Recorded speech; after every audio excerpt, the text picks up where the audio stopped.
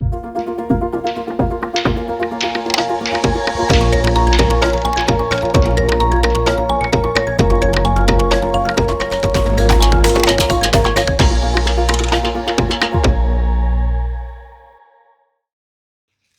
വർഷ പരീക്ഷയ്ക്ക് വേണ്ടി തയ്യാറെടുക്കുന്ന higher secondary, vocational higher secondary വിഭാഗം വിദ്യാർത്ഥികൾക്ക് വേണ്ടി മൈ റേഡിയോ 90 FM തയ്യാറാക്കുന്ന ടിപ്സ് ആൻഡ് ട്രിക്സ് പരിപാടിയിലേക്ക് ഏവർക്കും സ്വാഗതം. ഞാൻ doctor Biju Warrier, Valappad government higher secondary സ്കൂളിലെ സാമ്പത്തിക ശാസ്ത്രം അധ്യാപകനാണ്. ഇന്ന് സാമ്പത്തിക ശാസ്ത്ര വിഷയത്തിലെ ചോദ്യപേപ്പറിനെ സംബന്ധിച്ചുള്ള ചർച്ചയിൽ പങ്കെടുക്കുന്നത് വലപ്പാട് ഗവൺമെൻറ് ഹയർ സെക്കൻഡറി സ്കൂളിലെ തന്നെ രണ്ടാം വർഷ കൊമേഴ്സ് വിഭാഗം വിദ്യാർത്ഥിയായിട്ടുള്ള അഭിനവ് PR ആണ്. അഭിനവ് എന്തൊക്കെയുണ്ട്? ഇവിടെ പരീക്ഷയെ സംബന്ധിച്ചുള്ള ഒരുക്കങ്ങളൊക്കെ പൂർത്തിയായോ? നല്ല പ്രിപ്പറേഷനിലല്ലേ? ആത്മവിശ്വാസമൊക്കെ റെഡിയായോ? റിവിഷനൊക്കെ 2 വട്ടം കഴിഞ്ഞ് ചെറിയ സംശയങ്ങൾ തീർക്കാണ്ടാണ് മാഷിൻ്റെ അടുത്ത് ചോദിക്കാണ് വന്നത്. ഓക്കെ, എന്താണ് സംശയം? ചോദിച്ചോളൂ. ആദ്യം തന്നെ സി മാർക്കിനെ ഡി മാർക്കിനെ പറ്റി ബന്ധപ്പെട്ട സംശയമാണ്. സി മാർക്ക് എന്ന് പറയുന്നത് ഒന്നാം വർഷത്തെ പോലെ തന്നെ CE അല്ലെങ്കിൽ കണ്ടിന്യൂസ് ഇവാലുവേഷൻ എന്ന് പറയുന്നത് 20 മാർക്കിനാണ് നിശ്ചയിച്ചിട്ടുള്ളത്. അതുപോലെ തന്നെ TE അല്ലെങ്കിൽ ടെർമിനൽ ഇവാലുവേഷൻ എന്ന് പറയുന്നത് 80 മാർക്കിനാണ്. ചുരുക്കി പറഞ്ഞാൽ ഇതിൽ ശ്രദ്ധിക്കേണ്ട ഒരു കാര്യം, 48 മാർക്ക് കുട്ടികൾക്ക് നിർബന്ധമായിട്ടും വാങ്ങിക്കേണ്ടതായിട്ടുണ്ട്. അതായത് ഒന്നാം വർഷവും രണ്ടാം വർഷവും ചേർത്ത് 48 മാർക്ക് കിട്ടിയെങ്കിൽ മാത്രമേ കുട്ടിക്ക് വിജയിക്കാൻ സാധിക്കുള്ളൂ എന്ന കാര്യം പ്രത്യേകം ഓർക്കണം. അതുപോലെ തന്നെ ഫുൾ മാർക്ക് വാങ്ങിക്കേണ്ട കുട്ടികൾക്ക് 2 വർഷം കൂടിയിട്ട് 160 മാർക്ക് വാങ്ങിക്കേണ്ടതായിട്ട് വരും. അപ്പോൾ അതൊന്ന് ശ്രദ്ധിച്ചാൽ മതി. പിന്നെ CE 2 വർഷം കൂടിയിട്ട് 40 മാർക്ക്. ഓക്കെ, ഇതാണ് CE സംബന്ധിച്ചുള്ള കാര്യങ്ങൾ. പിന്നെ പരീക്ഷയുടെ സമയത്തിനെ പറ്റി, കൂൾ ഓഫ് ടൈം എങ്ങനെ ഉപയോഗിക്കണം? പരീക്ഷയുടെ സമയം ഒന്നാം വർഷത്തെ പോലെ തന്നെയാണ്, അതിലും വലിയ മാറ്റങ്ങളൊന്നുമില്ല. അതായത് നമുക്ക് 2.25 മണിക്കൂറാണ് സമയം നിശ്ചയിച്ചിട്ടുള്ളത്. എന്ന് പറഞ്ഞാൽ നമുക്ക് 21-ാം തീയതിയാണ്, മാർച്ച് 21-നാണ് നമ്മുടെ എക്കണോമിക്സ് പരീക്ഷ നടക്കുന്നത്. അതൊരു വെള്ളിയാഴ്ചയാണ്. അപ്പോൾ 2 മണിക്ക് പരീക്ഷ, വെള്ളിയാഴ്ച ആയതുകൊണ്ട് 2 മണിക്കാണ് പരീക്ഷ സ്റ്റാർട്ട് ചെയ്യുക. 4:45 വരെ പരീക്ഷ ഉണ്ടായിരിക്കും. അതായത് 2.25 മണിക്കൂർ ഉണ്ടായിരിക്കും. അതിൽ ആദ്യത്തെ 15 മിനിറ്റ് കൂൾ ഓഫ് ടൈമാണ്. ഈ കൂൾ ഓഫ് ടൈം കുട്ടികൾ വളരെ ഫലപ്രദമായിട്ട് വിനിയോഗിക്കേണ്ട ഒരു മേഖലയാണ്. കാരണം ഈ കൂൾ ഓഫ് ടൈമിലാണ് ചോദ്യങ്ങൾ കൃത്യമായിട്ട് വായിക്കുക. അതിൽ ചോയ്സുകൾ ഉണ്ടായിരിക്കും. ഏതൊക്കെ ചോയ്സാണ് ഒഴിവാക്കേണ്ടത്, നമുക്ക് ഒഴിവാക്കേണ്ടതെന്നൊക്കെ കൃത്യമായിട്ട് പ്ലാൻ ചെയ്യാനുള്ള, ആസൂത്രണം ചെയ്യാനുള്ള ഒരു സമയമാണ് ഈ പറഞ്ഞ കൂൾ ഓഫ് ടൈം. അതുപോലെ തന്നെ നമ്മൾ എല്ലാ ചോദ്യങ്ങളും ഏതൊക്കെയാണ് നമ്മൾക്ക് ആദ്യം എഴുതേണ്ടതെന്നൊക്കെ കൃത്യമായിട്ടൊന്ന് പെൻസിലോണ്ട് നോട്ട് ചെയ്ത് വെക്കാനും ഒക്കെ മനസ്സിലാക്കി കൃത്യമായൊരു ആസൂത്രണം നടത്തേണ്ട സമയമാണ് കൂൾ ഓഫ് ടൈം. അത് കൃത്യമായിട്ട് വിനിയോഗിക്കുന്നതോടുകൂടി കുട്ടിക്ക് നല്ല ആത്മവിശ്വാസത്തോടുകൂടി പരീക്ഷ എഴുതാനായിട്ട് സാധിക്കും. പിന്നെ ചോദ്യങ്ങളുടെ ഘടനയെ പറ്റിയാണ്. ചോദ്യങ്ങളുടെ ചോദ്യങ്ങൾ നമുക്ക് ഇക്കണോമിക്സ് പരീക്ഷയെ സംബന്ധിച്ചിടത്തോളം 33 ചോദ്യങ്ങളാണ് ആകെ ഉണ്ടായിരിക്കുക. അതിൽ 1 മുതൽ 10 വരെയുള്ള ചോദ്യങ്ങൾ 1 വേർഡ് ക്വസ്റ്റ്യൻസ് ആയിരിക്കും. അതിൽ 8 ചോദ്യങ്ങളാണ് നമ്മൾ എഴുതേണ്ടത്.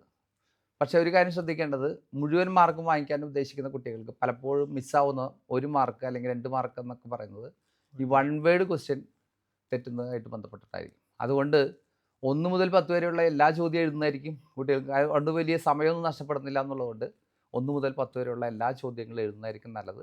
8 എണ്ണം എഴുതിയാൽ മതിയെങ്കിലും എന്തെങ്കിലും മിസ്റ്റേക്ക് എവിടെയെങ്കിലും സംഭവിക്കുകയാണെങ്കിൽ ആ 2 മാർക്കും കൂടി നമുക്ക് അതിൽ നിന്ന് എടുത്ത് ആ 8 മാർക്ക് ഫുൾ സ്കോർ ചെയ്യാനായിട്ട് സാധിക്കും. പിന്നെ നമുക്ക് വരുന്നത് ഓരോ 5 ചോദ്യങ്ങൾ, അതായത് 11 മുതൽ 15 വരെയുള്ള ചോദ്യങ്ങൾ 2 മാർക്കിൻ്റെ ക്വസ്റ്റ്യൻസാണ്. അതുപോലെ തന്നെ 16 മുതൽ 20 വരെയുള്ള ചോദ്യങ്ങൾ 3 മാർക്കിൻ്റെ ക്വസ്റ്റ്യൻസാണ്. പിന്നെ 21 മുതൽ 25 വരെയുള്ള ചോദ്യങ്ങൾ 4 മാർക്കിൻ്റെയും 26 മുതൽ 30 വരെയുള്ള ചോദ്യങ്ങൾ 5 മാർക്കിൻ്റെയാണ്. പക്ഷേ ഇതിൽ 5 ചോദ്യങ്ങളിൽ നിന്ന് 4 എണ്ണം മാത്രം എഴുതിയാൽ മതി ഓരോ വിഭാഗത്തും. ഇപ്പോൾ 11 മുതൽ 15 വരെയുള്ളതിൽ 4 ചോദ്യങ്ങൾ എഴുതിയാൽ മതി, ഒരെണ്ണം ചോയ്സ് ആയിരിക്കും. അതുപോലെ 4 മാർക്കിൻ്റെയിലും 5 മാർക്കിൻ്റെയിലും ഒക്കെ ഇതുപോലെ ചോയ്സ് ഉണ്ട്. 4 ചോദ്യങ്ങൾ മാത്രം എഴുതിയാൽ മതി. അവസാനത്തെ സെക്ഷനിൽ വരുന്നത് 3 ചോദ്യങ്ങൾ, 31, 32, 33 ചോദ്യങ്ങൾ എസ്സേ ക്വസ്റ്റ്യൻ ആയിരിക്കും.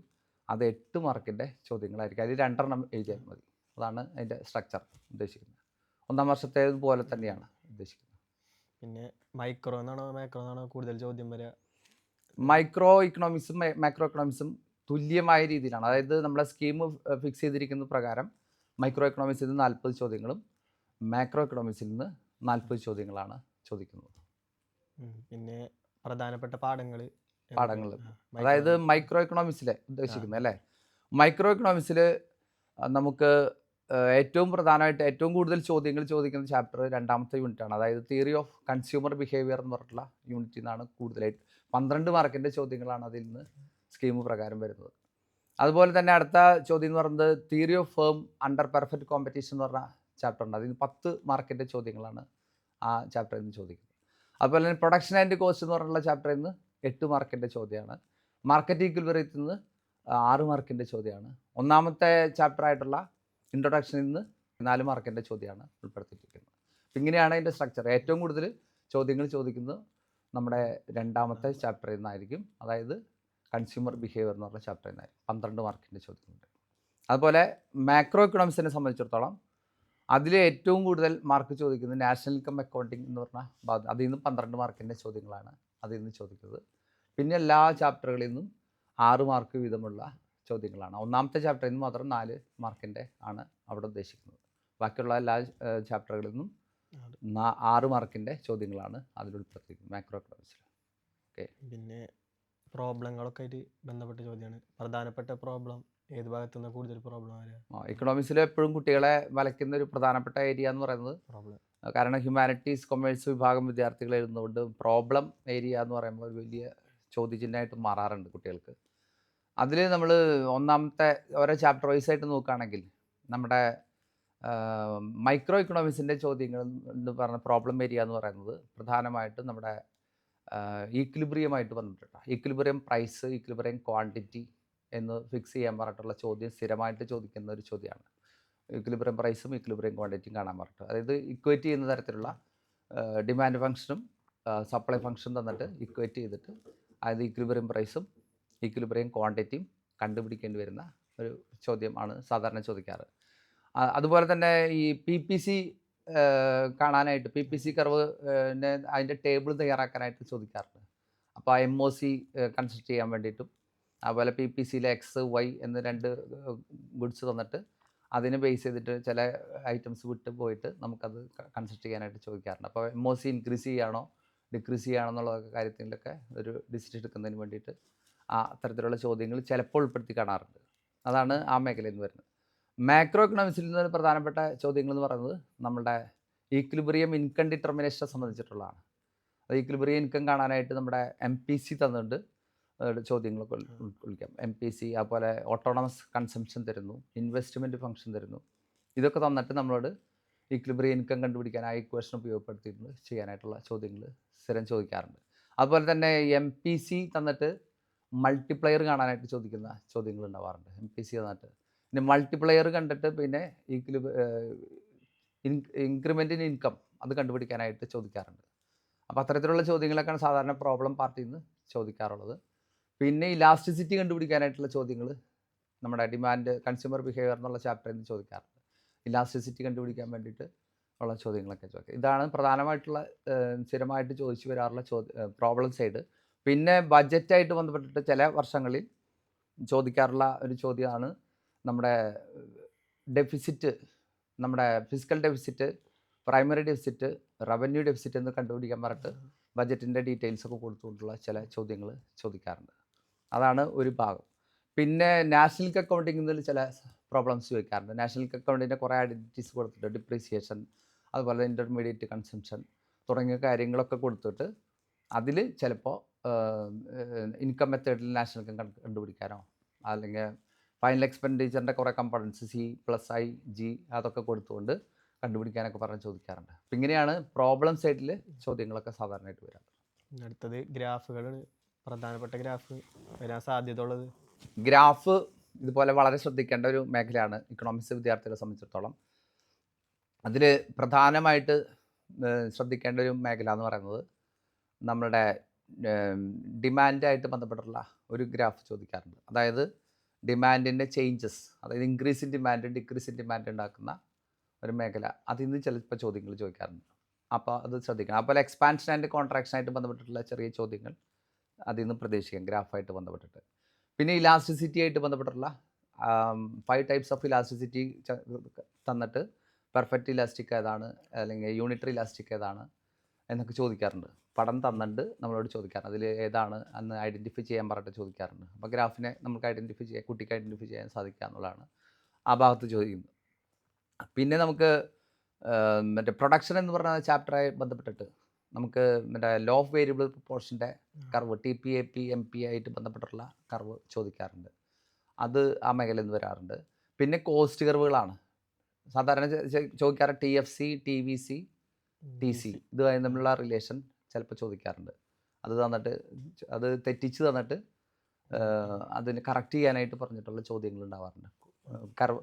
ഡയഗ്രാം തന്നുകൊണ്ട് അതിൽ ചില ഐഡൻറ്റിറ്റീസ് തെറ്റിച്ച് തരും, എന്നിട്ട് നമ്മളോട് അത് കറക്റ്റ് ചെയ്യാനായിട്ട് പറയാറുണ്ട്. TFC, TVC, TC. അതുപോലെ തന്നെ AFC, ABC, SAC, SMC അങ്ങനെയുള്ള തന്നിട്ട് അതിൽ നിന്ന് ബ്രേക്ക് ഈവൻ പോയിന്റ് കാണാൻ, അതുപോലെ തന്നെ ഷട്ട് ഡൗൺ പോയിന്റ് കാണാനൊക്കെ പറഞ്ഞിട്ടുള്ള ചോദ്യങ്ങളും ചോദിക്കാറുണ്ട്. ഗ്രാഫ് വരച്ചുകൊണ്ട് നമുക്ക് ഐഡൻറ്റിഫൈ ചെയ്യാൻ പറ്റും. അതുപോലെ ഒരു ഗ്രാഫ് വരച്ചുകൊണ്ട് ഈ AFC, ABC, SMC ഒക്കെ വരച്ചുകൊണ്ട് സപ്ലൈ കർവിനെ ഐഡൻറ്റിഫൈ ചെയ്യാൻ പറഞ്ഞിട്ടുള്ള ചോദ്യങ്ങളും ചോദിക്കാറുണ്ട്. അപ്പോൾ ഇതാണ് ആ മേഖലയിൽ നിന്ന് സ്ഥിരമായിട്ട് ചോദിക്കാറ്. പിന്നെ മാക്രോ എക്കണോമിക്സ് എന്ന് പറയുകയാണെങ്കിൽ നമ്മളോട് ഈക്വിലിബ്രിയം ഇൻകം ഡിറ്റർമിനേഷൻ അത് സ്ഥിരമായിട്ട് കണ്ടുവരാറുള്ള ഒരു പാറ്റേൺ ആണ് ചോദ്യങ്ങളിൽ. അതായത് ഈക്വിലിബ്രിയം ഇൻകം ഡിറ്റർമിൻ ചെയ്യാനായിട്ട് അഗ്രഗേറ്റ് ഡിമാൻഡും അഗ്രഗേറ്റ് സപ്ലൈയും വരച്ചിട്ട് കൺസംപ്ഷൻ ഫംഗ്ഷൻ വരച്ച് അതിൽ നിന്ന് ഈക്വിലിബ്രിയം ഇൻകം കണ്ടെത്താനും ചോദിക്കാറുണ്ട്. ചില വർഷങ്ങളിൽ ഈ ഈക്വിലിബ്രിയം ഇൻകത്തിന് പുറമെ ഇപ്പോൾ ഇൻവെസ്റ്റ്മെൻറ്റ് വർദ്ധിക്കുകയാണെങ്കിൽ അതെങ്ങനെ മൾട്ടിപ്ലയർ ഇഫക്റ്റ് എങ്ങനെയാണെന്ന് വരച്ച് കാണിക്കാൻ പറഞ്ഞിട്ട് ചോദിക്കാറുണ്ട്. അങ്ങനെയും ചില വർഷങ്ങളിൽ ചോദിച്ചിട്ടുണ്ട്. അപ്പോൾ ഇൻവെസ്റ്റ്മെൻറ്റ് കൂടുമ്പോൾ മൾട്ടിപ്ലയറിന് എന്ത് സംഭവിക്കുന്നുള്ളതും നമ്മൾ വരച്ച് കാണിക്കേണ്ടതായിട്ട് വരും. അപ്പോൾ ഇങ്ങനെയുള്ള ഗ്രാഫുകളാണ് പ്രധാനമായിട്ടും മിക്ക വർഷങ്ങളിലും ചോദിച്ചു കണ്ടുള്ളത്. പിന്നെ മാക്രോ എക്കണോമിക്സിൽ നിന്ന് വേറൊരു ഭാഗം എന്ന് പറയുന്നത് നമ്മുടെ സർക്കുലർ ഫ്ലോ ഓഫ് ഇൻകം, അതൊരു ഫ്ലോ ചാർട്ടും മോഡലിൽ അത് വരയ്ക്കേണ്ടി വരും.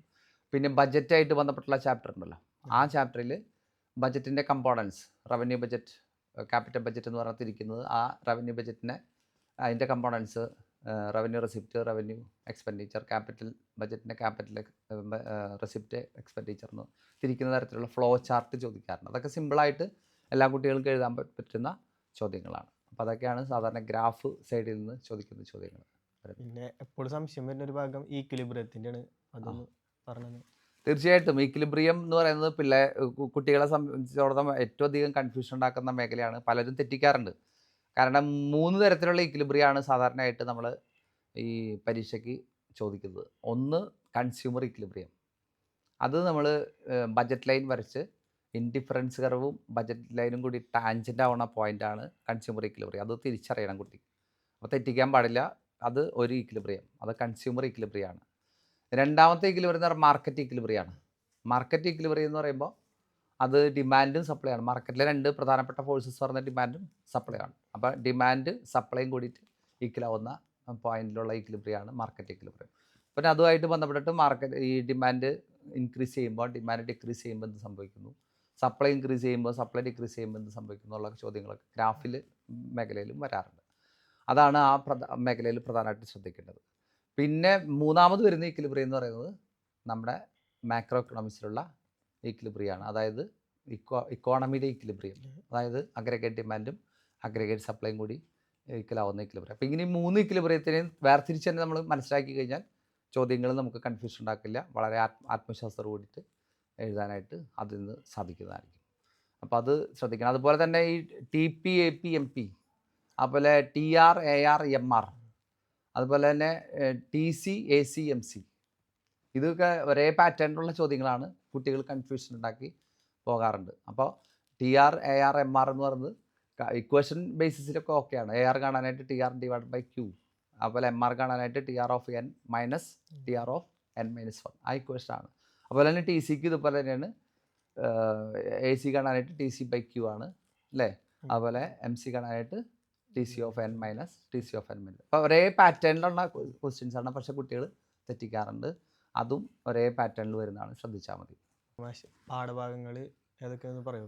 മൊത്തത്തിൽ ഷോർട്ടാക്കി എല്ലാത്തിനെ പറ്റി. ഷോർട്ടാക്കിയിട്ട് പറയാം തീർച്ചയായിട്ടും. അപ്പോൾ നമ്മൾ മൈക്രോ എക്കണോമിക്സ് കൺസിഡർ ചെയ്യുകയാണെന്നുണ്ടെങ്കിൽ ആദ്യം ഒന്നാമത്തെ ചാപ്റ്ററിൽ നിന്ന് ഇൻട്രൊഡക്ഷനാണ്, ഇൻട്രൊഡക്ടറി മൈക്രോ എക്കണോമിക്സ് ആണല്ലോ. അപ്പോൾ അതിൽ നിന്ന് നമുക്ക് മൈക്രോ എക്കണോമിക്സും മാക്രോ എക്കണോമിക്സും തമ്മിലുള്ള വ്യത്യാസം ഒക്കെ ആയിട്ട് ബന്ധപ്പെട്ടുള്ള ചോദ്യങ്ങളാണ് സാധാരണ ചോദിക്കാറ്. പിന്നെ നമുക്ക് ചോദിക്കാമെന്ന് പറയുന്നത് ഈ PPC എന്താണ്, central problems of N economy, അത് സ്ഥിരമായിട്ട് ചോദിക്കുന്നൊരു ചോദ്യമാണ്. അപ്പോൾ അത് നമുക്ക് പ്രതീക്ഷിക്കാം, central problems of N economy. പിന്നെ PPC കർവ് എങ്ങനെ വരയ്ക്കുന്നു, അതിന് MOC ചേഞ്ച് ചെയ്യുമ്പോൾ, MOC കോൺസ്റ്റൻ്റ് ആകുമ്പോൾ, MOC ഡിമിനിഷിങ് ആകുമ്പോൾ എന്ത് സംഭവിക്കുന്നു, അതിൻ്റെ കർവിൻ്റെ ഡിഫറൻസസുകളൊക്കെ കൃത്യമായിട്ട് ചോദിക്കാറുണ്ട്. അതാണ് ആ ചാപ്റ്ററിൽ നിന്ന് വരുന്നത്. പിന്നെ നമുക്ക് കൺസ്യൂമർ ബിഹേവിയർ എന്ന് പറഞ്ഞുള്ള വലിയ ചാപ്റ്ററാണ്. അതിനാണ് 12 മാർക്കിൻ്റെ ആണ് ചോദ്യങ്ങൾ എന്ന് പ്രതീക്ഷിക്കാം ആ ചാപ്റ്ററിൽ. അപ്പോൾ അതിൽ നമുക്ക് പ്രധാനമായിട്ട് law of diminishing marginal utility എന്ന് പറഞ്ഞിട്ടുള്ള ഒരു ഭാഗമുണ്ട്. കാർഡിനൽ യൂട്ടിലിറ്റി എന്താണ്, ഓർഡിനൽ യൂട്ടിലിറ്റി എന്താണ്, ആ ഡിഫറൻസൊക്കെ അവിടെ ചോദിക്കാറുണ്ട്. പിന്നെ നമുക്ക് വരുന്ന ഡിമാൻഡാണ്. ഡിമാൻഡിനെ സംബന്ധിച്ച് എന്താണ് ഡിമാൻഡ്, ലോ ഓഫ് ഡിമാൻഡ് എന്താണ്, ഡിമാൻഡ് ഫംഗ്ഷൻ എന്താണ്, ഇങ്ങനെയുള്ള ചോദ്യങ്ങളൊക്കെ ഇന്ന് സ്ഥിരമായിട്ട് ചോദിക്കാൻ പറ്റും. ഡിമാൻഡ് ഫംഗ്ഷൻ തന്നുകൊണ്ട് ഒരു ഡിമാൻഡ് ടേബിൾ ഷെഡ്യൂൾ തയ്യാറാക്കാനായിട്ട് നമ്മളോട് ചോദിക്കാം. അപ്പോൾ ഡിമാൻഡ് ഫംഗ്ഷൻ വരുമ്പോൾ എന്നിട്ട് അതിൻ്റെ സ്ലോപ്പ് കണ്ടുപിടിക്കാനൊക്കെ വേണമെങ്കിൽ പറഞ്ഞേക്കാം. അപ്പോൾ അതൊക്കെ സിമ്പിളായിട്ട് കുട്ടികൾക്ക് ചെയ്യാൻ പറ്റുന്ന ചോദ്യങ്ങളാണ്. അതുപോലെ തന്നെ ഇലാസ്റ്റിസിറ്റി ഓഫ് ഡിമാൻഡ് അതിൽ പ്രധാനപ്പെട്ട ഒരു മേഖലയാണ്. Elasticity of 5 types of elasticity ഉണ്ട്. പെർഫെക്റ്റ്ലി ഇലാസ്റ്റിക്, യൂണിറ്ററി ഇലാസ്റ്റിക് എന്നൊക്കെ പറഞ്ഞിട്ടുണ്ടല്ലോ. മോർ ഇലാസ്റ്റിക്, ലെസ് ഇലാസ്റ്റിക്, അതിൻ്റെ ഡയഗ്രാംസൊക്കെ വരയ്ക്കാനായിട്ട് വേണമെങ്കിൽ ചോദിക്കാവുന്നതാണ്. അപ്പോൾ അത് ആ മേഖലയിൽ അത് ശ്രദ്ധിക്കാവുന്നതാണ്. പിന്നെ അതിൻ്റെ കൺസ്ട്രക്ഷൻ ആണ്, എങ്ങനെ നമുക്ക് ഇലാസ്റ്റിസിറ്റി മെഷർ ചെയ്യാൻ പറ്റും എന്നുള്ള മേഖലയാണ്. അപ്പോൾ ആ മേഖലയിൽ നിന്ന് നമുക്ക് പെർസെൻറ്റേജ് മെത്തേഡ്, എക്സ്പെൻഡിച്ചർ മെത്തേഡ്, അതുപോലെ തന്നെ ജോമെട്രിക് മെത്തേഡ്, ഈ മെത്തേഡിൽ വെച്ചിട്ടുള്ള ചോദ്യങ്ങൾ പ്രതീക്ഷിക്കാം. അതുപോലെ തന്നെ നമുക്ക് മൂന്നാമത്തെ മേഖല എന്ന് പറഞ്ഞാൽ പ്രൊഡക്ഷൻ ആൻഡ് കോസ്റ്റാണ്. അപ്പോൾ ഇതിൽ നമുക്ക് പ്രധാനമായിട്ട് ശ്രദ്ധിക്കേണ്ടത് നമ്മൾ പ്രൊഡക്ഷൻ ലോസ് ഉണ്ടല്ലോ, അതിൻ്റെ ഏതെങ്കിലും ഒരു ലോ, അതായത് law of variable proportion, short run production ഫംഗ്ഷനാണ്, അല്ലെങ്കിൽ മറ്റേത് ലോങ് റൺ പ്രൊഡക്ഷൻ ഫംഗ്ഷൻ, അത് ചോദിക്കാം. അതായത് റിട്ടേൺസ് ടു സ്കെയിൽ എന്ന് പറഞ്ഞിട്ടുള്ള മേഖലയിൽ നിന്ന് ചോദിക്കാം, ആ ചോദ്യം പ്രതീക്ഷിക്കാം. പിന്നെ നമുക്ക് കോസ്റ്റ് എന്ന് പറഞ്ഞ ഭാഗത്തു നിന്ന് സ്ഥിരമായിട്ട് എല്ലാ വർഷവും ഒരു ടേബിൾ ഉണ്ടാവും. അതിന് കുട്ടികൾക്ക് ഐഡൻറ്റിഫൈ ചെയ്യാനായിട്ട് TC തരുന്നു, പിന്നെ TFC, TVC, AFC, AVC, SAC, SMC, അതൊക്കെ കണ്ടുപിടിക്കാനായിട്ട് ചോദിക്കാം. അപ്പോൾ അങ്ങനത്തെ ഒരു ടേബിൾ ഉണ്ടാവും. 8 മാർക്കിൻ്റെ ചോദ്യമായിട്ട് സ്ഥിരം ചോദിക്കാറുള്ള ഒരു പാറ്റേൺ ആണ്. അപ്പോൾ അത് ചോദിക്കാം. അപ്പോൾ അവിടെ ശ്രദ്ധിക്കേണ്ട ഒരു പ്രധാനപ്പെട്ട കാര്യം, കുട്ടികൾ ചിലപ്പോൾ സ്ഥിരം പാറ്റേണിൽ സാധാരണ 0, 1, 2, 3 എന്ന് പറഞ്ഞ ക്വാണ്ടിറ്റി തരുന്നു. അതുപോലെ തന്നെ ഈ TC ഇപ്പുറത്ത് തരുന്നു, TC നമുക്ക് തരുന്നു. അപ്പോൾ അത് കണ്ടുപിടിക്കാൻ കുട്ടികൾക്ക് അറിയാം, എളുപ്പത്തിൽ ചെയ്യാൻ പറ്റും. 0 തരാതെ 1, 2, 3, 4 എന്ന് പറഞ്ഞ് തന്നിട്ട് TFC വേറെ എക്സ്ട്രാ കൊടുക്കാം. അപ്പോൾ കുട്ടികളെ തിരിച്ച് അറിഞ്ഞിട്ട് TFC അവിടെ തന്നിട്ടുണ്ട് എന്ന് മനസ്സിലാക്കിയിട്ട് TFCയുടെ കോളം ഫില്ല് ചെയ്താലേ ബാക്കി മുന്നോട്ട് പോകാനായിട്ട് സാധിക്കുള്ളൂ. അപ്പോൾ അത് തിരിച്ചറിയണം. ചില സമയത്ത് തിരിച്ചു ചോദിക്കാം, AFC തരും, ഈ 0 തരില്ല, 1, 2, 3 എന്ന് പറഞ്ഞിട്ട് ക്വാണ്ടിറ്റി തരുന്നു. അതുപോലെ TC തരുന്നു, എന്നിട്ട് എന്ത് തരുന്നു, TCക്ക് പകരം AFC തരുന്നു. അപ്പം അങ്ങനെ AFC തന്നു കഴിഞ്ഞാൽ നമ്മൾ എന്ത് ചെയ്യും? അപ്പോൾ AFCയുടെ ഇക്വേഷൻ ബേസ് ചെയ്തിട്ട്, AFC എങ്ങനെ കാണാം, TFC/Q, ആ ഇക്വേഷൻ ബേസ് ചെയ്തിട്ട് നമ്മൾ TFC കണ്ടുപിടിക്കണം. എത്രാമത്തെ യൂണിറ്റിൻ്റെ AFC ആണെന്ന് തന്നിട്ടുണ്ടാവും. അപ്പോൾ അത് വെച്ചിട്ട് നമ്മൾ TFC കണ്ടുപിടിച്ച് പിന്നെ മുന്നോട്ട് നമുക്ക് പോകാം. അപ്പോൾ ചില സമയത്ത് അങ്ങനെയാവും തരാം, TFC സെപ്പറേറ്റ് തരാം, അല്ലെങ്കിൽ AFC തരാം. അപ്പം അങ്ങനെയൊക്കെ ചോദ്യങ്ങൾ പ്രതീക്ഷിക്കാം. അപ്പോൾ അതാണ് കോസ്റ്റ് മേഖലയിൽ നിന്ന് വരുന്നത്. പിന്നെ കോസ്റ്റ് കർവ് വരയ്ക്കാനും ഞാൻ നേരത്തെ പറഞ്ഞു, ഡയഗ്രങ്ങളുടെ സൈഡിൽ വരയ്ക്കേണ്ട കാര്യങ്ങൾ പറഞ്ഞു. കോസ്റ്റ് കർവുകൾ വരയ്ക്കാനായിട്ട് TSC, TFC, TVC ഒക്കെ വരയ്ക്കാനായിട്ട് ചോദിക്കാം. അതുപോലെ shut down point, break even point വരയ്ക്കാൻ ചോദിക്കാം. അത് അടയാളപ്പെടുത്താൻ പറയാം. ഷോർട്ട് റണ്ണിലെ ബ്രേക്ക് ഈവൻ പോയിൻറ്റും അതുപോലെ ലോങ് റണ്ണിലെ ബ്രേക്ക് ഈവൻ പോയിൻറ്റും ഷട്ട് ഡൗൺ പോയിൻ്റൊക്കെ അടയാളപ്പെടുത്താൻ വ്യത്യസ്തമായിട്ട് ചോദിക്കാറുണ്ട്. അപ്പോൾ അതൊക്കെ ഈ ചാപ്റ്ററിൽ നിന്നുള്ള ചോദ്യങ്ങളാണ്. പിന്നെ വരുന്നത് theory of firm under perfect കോമ്പറ്റീഷനാണ്. ആ ചാപ്റ്ററിലത്തെ പ്രധാനപ്പെട്ട പ്രത്യേകത എന്ന് പറഞ്ഞു കഴിഞ്ഞാൽ, അതിൽ നിന്നൊരു പ്രധാനപ്പെട്ട ചോദ്യം എന്ന് പറയുന്നത് എങ്ങനെ ഒരു പെർഫെക്റ്റ്ലി കോമ്പറ്റീറ്റീവ് ഫേം മാക്സിമം പ്രോഫിറ്റിലേക്ക് എത്തിച്ചേരുന്നു എന്നുള്ള അതിൻ്റെ കണ്ടീഷൻസ് ചോദിക്കാറുണ്ട്. കണ്ടീഷൻസ് ഓഫ് പ്രോഫിറ്റ് മാക്സിമൈസേഷൻ, അത് ചിലപ്പോൾ എസ് എ ക്വസ്റ്റ്യൻ ആയിട്ട് ചോദിക്കാറുള്ള ചോദ്യമാണ്, അല്ലെങ്കിൽ 5 മാർക്സിൻ്റെ ക്വസ്റ്റ്യനൊക്കെ ആയിട്ട് പ്രതീക്ഷിക്കാം. അപ്പോൾ അത് നമ്മൾ വരച്ചുകൊണ്ട് കൃത്യമായിട്ട് അതിൻ്റെ ഡയഗ്രാം സൈഡും അത് ശ്രദ്ധിക്കണം. 3 കണ്ടീഷൻ വരച്ചുകൊണ്ട് നമ്മളത് വരയ്ക്കാനായിട്ട് ശ്രദ്ധിക്കണം. അപ്പോൾ അതാണ് ആ ചാപ്റ്ററിൽ നിന്ന് പ്രധാനമായിട്ട് ചോദിക്കുക. പിന്നെ ഫീച്ചേഴ്സ് ഓഫ് പെർഫെക്റ്റ് കോമ്പറ്റീഷൻ, അത് ആ ചാപ്റ്ററിൽ നിന്ന് ചോദിക്കുന്ന ഒരു ചോദ്യമാണ്. പിന്നെ നമുക്ക് മാർക്കറ്റ് ഈക്വിലിബ്രിയം എന്ന് പറയുന്ന ചാപ്റ്ററാണ്. അതിൽ നമ്മൾ സ്ഥിരമായിട്ട് ചോദിക്കാറുള്ള ഇത് price ceiling and price floor. അത് വരച്ച് കാണിക്കാനായിട്ട് ഡയഗ്രാം സൈഡിൽ നിന്ന് ചോദിക്കാവുന്ന ഒരു മേഖലയാണ്. Price ceiling and price floor അത് ചോദിക്കാം. അപ്പോൾ അത് ശ്രദ്ധിച്ച് പഠിക്കേണ്ട ഒരു മേഖലയാണ്. പിന്നെ ഈ ഡിമാൻഡിലും സപ്ലൈയിലും ചേഞ്ച് വരുമ്പോൾ എങ്ങനെ അത് ഈക്വിലിബ്രിയം പ്രൈസിനെ, ഈക്വിലിബ്രിയം ക്വാണ്ടിറ്റിയെ അഫക്റ്റ് ചെയ്യുന്നു എന്നുള്ള ഒരു ചോദ്യമുണ്ട്. അതും സ്ഥിരമായിട്ട് ചോദിക്കാറുണ്ട്. അപ്പോൾ ഇതൊക്കെയാണ് ഈ മൈക്രോ സൈഡിൽ പഠിക്കേണ്ട മേഖലകൾ. ഇനി മാക്രോ സൈഡിൽ നമുക്ക് ചാപ്റ്ററുകൾ നോക്കുകയാണെങ്കിൽ ആദ്യത്തെ ചാപ്റ്ററിൽ നിന്ന് നമുക്ക് പ്രതീക്ഷിക്കാവുന്ന മേഖല എന്ന് പറയുന്നത് നമ്മുടെ സർക്കുലർ ഫ്ലോ ഓഫ് ഇൻകത്തിൻ്റെ ഫ്ലോ ചാർട്ടാണ്. എല്ലാ കുട്ടികൾക്കും സിമ്പിളായിട്ട് ചെയ്യാവുന്ന ഒരു മേഖലയാണ് സർക്കുലർ ഫ്ലോ ഓഫ് ഇൻകം എന്ന് പറയുന്നത്. അത് കഴിഞ്ഞ് രണ്ടാമത്തെ മേഖല എന്ന് പറയുന്നത് നമ്മുടെ നാഷണൽ ഇൻകം അക്കൗണ്ടിങ്. ഏറ്റവും കൂടുതൽ മാർക്കിനുള്ള ചോദ്യങ്ങൾ അതിൽ നിന്ന് ചോദിക്കുന്നതാണ്. അപ്പോൾ അത് ശ്രദ്ധിക്കണം. അത് നാഷണൽ ഇൻകം അക്കൗണ്ടിങ് മെത്തേഡ്സ് ചോദിക്കാറുണ്ട്. മെഷർമെൻറ്റ് ഓഫ് മെത്തേഡ്സ് 3 മെത്തേഡുകൾ: income method, value added method, expenditure method. ഇത് കുറിച്ച് ചോദിക്കാം. ചിലപ്പോൾ പ്രോബ്ലമായിട്ട് ചോദിക്കാം. അതിൽ നിന്ന് ഐഡൻറ്റിഫൈ ചെയ്യാൻ പറഞ്ഞിട്ട് ചില വർഷങ്ങൾ ചോദിക്കാറുണ്ട്. അല്ലെങ്കിൽ 3 മെത്തേഡിനെ കുറിച്ച് എക്സ്പ്ലെയിൻ ചെയ്യാനാണ് സാധാരണ ചോദിക്കാറ്. പിന്നെ GDP, GNP തമ്മിലുള്ള ഡിഫറൻസ് ചോദിക്കാം. പേഴ്സണൽ ഇൻകം എന്താണ്, ഡിസ്പോസബിൾ ഇൻകം എന്താണെന്നൊക്കെ പറഞ്ഞിട്ടുള്ള ചോദ്യങ്ങൾ പ്രതീക്ഷിക്കാം. GDP ഡിഫ്ലേറ്റർ എന്താണെന്നുള്ള ചോദ്യങ്ങൾ ഒക്കെ ഈ മേഖലകളിൽ നിന്ന് ചോദിക്കാം. GDP ആൻഡ് വെൽഫെയർ തമ്മിലുള്ള കാര്യത്തെ സംബന്ധിച്ചുള്ള ചോദ്യങ്ങൾ പ്രതീക്ഷിക്കാറുണ്ട്. ഇതൊക്കെയാണ് ഈ മേഖലകളിൽ നിന്ന് ചോദിക്കാറ്. പിന്നെ നമുക്ക് മൂന്നാമത്തെ ചാപ്റ്റർ എന്ന് പറയുന്നത് മണി ആൻഡ് ബാങ്കിങ് ആണ്. 6 മാർക്കിൻ്റെ ചോദ്യങ്ങളാണ് നമുക്ക് ആ ചാപ്റ്ററിൽ നിന്ന് സ്കീം പ്രകാരം വരുന്നത്. അതിൽ നമുക്ക് പ്രധാനമായിട്ടും നമ്മുടെ ഹൈ പവേർഡ് മണി എന്താണ്, അതുപോലെ മോണിറ്ററി പോളിസി എന്താണ്, ഫങ്ഷൻസ് ഓഫ് മണി എന്താണ്, ഡിമാൻഡ് ഫോർ മണി എന്താണ്, സപ്ലൈ ഓഫ് മണി, നമ്മുടെ M1, M2, M3, M4 അതൊക്കെ സ്ഥിരമായിട്ട് ചോദിക്കാറുള്ള ചോദ്യമാണ്. ഡിമാൻഡ് ഫോർ മണി, ട്രാൻസാക്ഷൻ ഡിമാൻഡും സ്പെക്കുലേറ്റീവ് ഡിമാൻഡുമായിട്ട് ബന്ധപ്പെട്ടുള്ള ചോദ്യങ്ങൾ ആ മേഖലയിൽ നിന്ന് ചോദിക്കാറുണ്ട്. ഇതാണ് നമ്മുടെ ആ ചാപ്റ്ററിൽ നിന്ന് ചോദിക്കുന്ന ചോദ്യം. പിന്നെ 4ാമത്തെ ചാപ്റ്റർ എന്ന് പറയുന്നത് നമ്മുടെ ഇതിനെ സംബന്ധിച്ചിട്ടുള്ള മാക്രോ എക്കണോമിക്സ്, ഇൻകം ഡിറ്റർമിനേഷനെ സംബന്ധിച്ചുള്ള. Very good. അപ്പോൾ ഇൻകം ഡിറ്റർമിനേഷനെ സംബന്ധിച്ചുള്ള ആ ചാപ്റ്ററിൽ നല്ല 10 മാർക്കിൻ്റെ ചോദ്യങ്ങളാണ് ആ ചാപ്റ്ററിൽ നിന്ന് മാക്രോ എക്കണോമിക്സിൽ ഇരിക്കുന്നത്. 10 മാർക്കിൻ്റെ ചോദ്യങ്ങളുണ്ട്. അതിൽ ചോദിക്കുന്നത് അഗ്രിഗേറ്റ് സപ്ലൈ, അഗ്രിഗേറ്റ് ഇൻകവും കൂടിയിട്ട് ഈക്വിലിബ്രിയം ഇൻകം ഡിറ്റർമിൻ ചെയ്യുന്ന ആ പ്രധാനപ്പെട്ട ഏരിയയാണ് ചോദിക്കാറ്. അതിനെക്കുറിച്ചുള്ള പ്രോബ്ലം ചോദിക്കാറുണ്ട്. പിന്നെ MPC എന്നിട്ട് ഇങ്ങനെ മൾട്ടിപ്ലയർ കണ്ടുപിടിക്കാം, അങ്ങനെയുള്ള ചോദ്യങ്ങൾ പ്രോബ്ലം സൈഡിൽ നിന്ന് ചോദിക്കാറുണ്ട്. പിന്നെ അഗ്രിഗേറ്റ് ഡിമാൻഡിൻ്റെ കമ്പോണൻസ് എന്താണെന്നുള്ള തിയറി പാർട്ട് ക്വസ്റ്റ്യൻസ് വെക്കാറുണ്ട്. കൺസംഷൻ ഫംഗ്ഷൻ എന്താണെന്നുള്ള 3 മാർക്സ് ക്വസ്റ്റ്യൻ ചോദിക്കാറുണ്ട്. കൺസംഷൻ ഫംഗ്ഷൻ എന്താണ്, കൺസംഷൻ ഫംഗ്ഷൻ്റെ ഇക്വേഷൻ C=C⁻+CY എന്ന് പറഞ്ഞ ഇക്വേഷൻ, അതൊക്കെ ചോദിക്കാറുണ്ട്. പിന്നെ നമുക്ക് ലാസ്റ്റ് ചാപ്റ്ററായിട്ട് ബന്ധപ്പെട്ടിട്ട് ഓപ്പൺ ഇക്കോണമിയാണ്. ഓപ്പൺ ഇക്കോണമിയിൽ നിന്ന് നമുക്ക് ലിങ്കേജസ്, മാർക്കറ്റ്, ഇൻ്റർനാഷണൽ മാർക്കറ്റായിട്ട് ബന്ധപ്പെട്ടുള്ള ലിങ്കേജ്, 3 ടൈപ്സ് ഓഫ് ലിങ്കേജസിനെ കുറിച്ച് ചോദിക്കാറുണ്ട്. അതുപോലെ തന്നെ നമ്മുടെ ഫ്ലെക്സിബിൾ എക്സ്ചേഞ്ച് റേറ്റ് സിസ്റ്റവും ഫിക്സഡ് എക്സ്ചേഞ്ച് റേറ്റ് സിസ്റ്റവുമായിട്ട് ബന്ധപ്പെട്ടുള്ള ചോദ്യമാണ് അവസാനത്തെ ചാപ്റ്ററിൽ ചോദിക്കുന്നത്. ഇതിനിടയിൽ ഒരു ചാപ്റ്റർ വിട്ടുപോയിരുന്ന 5ാമത്തെ ചാപ്റ്റർ നമ്മുടെ ഗവൺമെൻറ് ബഡ്ജറ്റായിട്ട് ബന്ധപ്പെട്ടുള്ള ചാപ്റ്ററാണ്. അതിൽ സ്ഥിരം ചോദിക്കുന്നത് ബഡ്ജറ്റിൻ്റെ കമ്പോണൻസ്. അത് ഞാൻ നേരത്തെ പറഞ്ഞ ഫ്ലോ ചാർട്ടായിട്ട് ചോദിക്കുന്നു പറഞ്ഞാൽ 2 ക്യാപിറ്റൽ ബഡ്ജറ്റ്, റവന്യൂ ബഡ്ജറ്റ് അങ്ങനെ പറഞ്ഞിട്ട് അതിനെ തരംതിരിക്കാനുള്ള രീതികൾ ചോദിക്കാറുണ്ട്.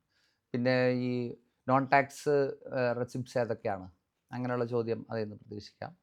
പിന്നെ മൾട്ടിപ്ലയറുകൾ, ടാക്സ് മൾട്ടിപ്ലയർ എന്താണ്, ബാലൻസ്ഡ് ബഡ്ജറ്റ് മൾട്ടിപ്ലയർ എന്താണ്, അതിൻ്റെയൊക്കെ ഇക്വേഷൻസ് ബേസ്ഡ് ആയിട്ടുള്ള ചോദ്യങ്ങൾ നമുക്ക് ആ ചാപ്റ്ററിൽ നിന്ന് പ്രതീക്ഷിക്കാം.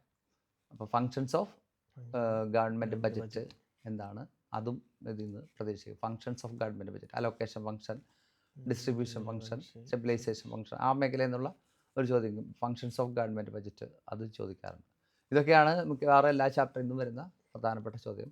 എനിക്ക് തോന്നുന്നു ഒരു ഭാഗം ഞാൻ വിട്ടുപോയത് നമ്മുടെ കൺസ്യൂമർ ബിഹേവിയറിൽ നിന്നുള്ള ഒരു പ്രധാനപ്പെട്ട ഭാഗം എന്ന് പറയുന്നത് ഏതാണ്, നമ്മുടെ ബഡ്ജറ്റ് ലൈൻ ആയിട്ട് ബന്ധപ്പെട്ടിട്ടുള്ള ചോദ്യം. ബഡ്ജറ്റ് ലൈൻ കൺസിഡർ ചെയ്യാൻ പറഞ്ഞിട്ടുള്ള പ്രോബ്ലം ചോദിക്കാറുണ്ട്. ബഡ്ജറ്റ് ലൈൻ്റെ ഇക്വേഷൻ അത് P1x1 + P2x2 = M എന്ന് പറയുന്ന ഇക്വേഷൻ ചോദിക്കും. അല്ലെങ്കിൽ അതിൻ്റെ M തരുന്നു, P1 P2 തരുന്നു, എങ്ങനെ ബഡ്ജറ്റ് ലൈൻ വരയ്ക്കാം എന്ന് പറഞ്ഞിട്ട് ചോദ്യങ്ങൾ ചോദിക്കാറുണ്ട്. അതും ശ്രദ്ധിക്കേണ്ട ഒരു മേഖലയാണ്. ഇതാണ് നമ്മൾ ഓവറോൾ എല്ലാ ചാപ്റ്ററുകളായിട്ട് ബന്ധപ്പെട്ടിട്ടുള്ള പ്രധാനപ്പെട്ട മേഖലകൾ ശ്രദ്ധിക്കേണ്ടത്. അപ്പോൾ ഏകദേശം ഉം. ഇനി എന്തെങ്കിലും സംശയങ്ങളുണ്ടോ ഈ മേഖലയെ സംബന്ധിച്ചിടത്തോളം? എൻ്റെ എല്ലാ സംശയങ്ങളും തീർത്തതെന്ന് നീ നല്ല കോൺഫിഡൻസോടെ പരീക്ഷ എഴുതാൻ പറ്റും. അതിന് വളരെ നന്ദി. Okay, thank you. 2ാം വർഷ പരീക്ഷ എഴുതാൻ പോകുന്ന higher secondary, vocational higher secondary വിദ്യാർത്ഥികൾ വളരെ ആത്മവിശ്വാസത്തോടുകൂടിയിട്ടാണ് പരീക്ഷയെ സമീപിക്കേണ്ടത്. നിങ്ങൾ കൃത്യമായി പഠിക്കുക. അതുപോലെ തന്നെ കൃത്യമായ നോട്ട്സോ ടിപ്സൊക്കെ വെച്ചുകൊണ്ട് നിങ്ങൾ ഓർമ്മ നിലനിർത്താൻ വേണ്ടിയിട്ടുള്ള ശ്രമങ്ങൾ നടത്തുക. കൃത്യമായിട്ട് ഷോർട്ട് നോട്ടുകളൊക്കെ എഴുതി കീപ്പ് ചെയ്യുക കയ്യിൽ. അപ്പോൾ ദീർഘമായിട്ടുള്ളൊരു വായന പരീക്ഷയുടെ തലേന്ന് നിങ്ങൾക്ക് ഒഴിവാക്കാൻ സാധിക്കും. പിന്നെ ഇതുപോലെ കൺഫ്യൂഷൻ വരുന്ന മേഖലകൾ ഞാൻ നേരത്തെ പറഞ്ഞല്ലോ, നമ്മുടെ ഈക്വിലിബ്രിയത്തെ സംബന്ധിച്ചൊക്കെ 3 തരം ഈക്വിലിബ്രിയം കൃത്യമായിട്ടുണ്ട്. അത് ഏതൊക്കെയാണെന്ന് തിരിച്ചറിഞ്ഞ് നിങ്ങൾ കൃത്യമായിട്ട് മനസ്സിലാക്കിയാൽ അവിടെ കൺഫ്യൂഷൻ ഉണ്ടാവില്ല.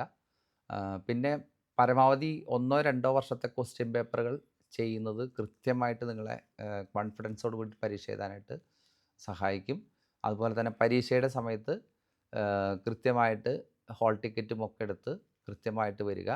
അത് നിങ്ങൾ പരീക്ഷ ഹോൾ ടിക്കറ്റൊക്കെ മറന്നു പോകുന്നത് കൂടുതൽ ടെൻഷൻ ഉണ്ടാക്കാനും ഒക്കെ കാരണമാകും. അതുകൊണ്ട് ഹോൾ ടിക്കറ്റൊക്കെ ആയിട്ട് കൃത്യമായിട്ട് തയ്യാറെടുപ്പോട് കൂടിയിട്ട് പരീക്ഷയ്ക്ക് വരിക. അതുപോലെ തന്നെ കൃത്യമായിട്ട് നമ്മുടെ കൂൾ ഓഫ് ടൈമൊക്കെ വിനിയോഗിക്കുക. ഏറ്റവും നല്ല പ്ലാനിങ് നടത്തേണ്ട സമയമാണ് കൂൾ ഓഫ് ടൈം. അതിൽ കൃത്യമായിട്ട് ഏതൊക്കെ ചോയ്സുകളാണ് നമ്മൾ ഒഴിവാക്കേണ്ടതെന്നൊക്കെ മനസ്സിലാക്കി വെച്ച് കൃത്യമായി പരീക്ഷ പേപ്പറിൽ ഒരു ചെറിയ പെൻസിൽ കൊണ്ട് അങ്ങനെ മാർക്ക് ചെയ്ത് ഏതൊക്കെയാണ് എഴുതേണ്ടതെന്നൊക്കെ തീരുമാനിച്ച് ഉറപ്പിച്ച് പരീക്ഷയെ നല്ല ആത്മവിശ്വാസത്തോടെ എഴുതുക. എല്ലാ higher secondary, vocational higher secondary വിഭാഗം വിദ്യാർത്ഥികൾക്കും സാമ്പത്തിക ശാസ്ത്ര പരീക്ഷയിൽ ഏറ്റവും വലിയ വിജയം നേടട്ടെ എന്ന് ആശംസിക്കുന്നു. നന്ദി, നമസ്കാരം.